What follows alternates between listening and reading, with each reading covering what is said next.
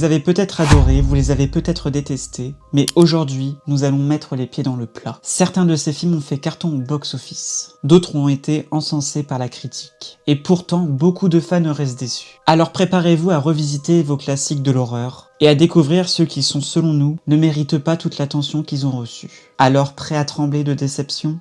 The Ring 2002. Un classique de remake américain, mais certains trouvent que la tension est trop artificielle, et que le film dépend de beaucoup de jumpscares, plutôt que de véritable horreur psychologique. The Grudge 2004. Souvent encensé au début, mais beaucoup critiquent les répétitions de scènes et le manque d'explications. L'original japonais reste plus apprécié.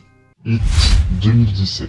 Le remake de Stephen King est visuellement impressionnant, mais certains fans trouvent le film beaucoup trop long, trop centré sur l'enfance et pas assez effrayant comparé au roman. Poker Face 2018. Bien que très apprécié par la critique, certains fans de pure horreur pensent que le film est plus thriller dramatique que film d'horreur, et que la tension est parfois artificielle. Halloween 2018.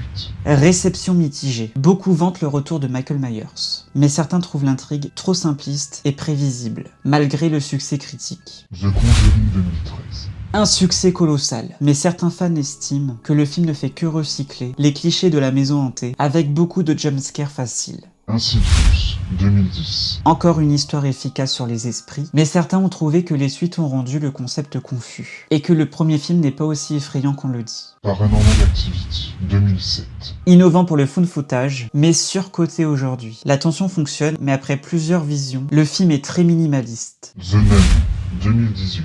Spin-off de The Conjuring très attendu, mais beaucoup critiquent le manque de profondeur et les jumpscares prévisibles. Slenderman 2018. Attendu comme un film culte sur la légende urbaine, mais la réalisation et le scénario sont jugés trop pauvres, et le film ne parvient pas à créer la peur espérée. Ces films ont reçu une grosse publicité ou beaucoup de hype, mais pour certains amateurs d'horreur comme moi, la qualité effrayante réelle est souvent exagérée par rapport au battage médiatique. Si cette vidéo vous a plu, n'hésitez pas à liker et à vous abonner, et quant à moi, je vous retrouve très prochainement pour de toutes nouvelles vidéos horrifiques. Salut tout le monde!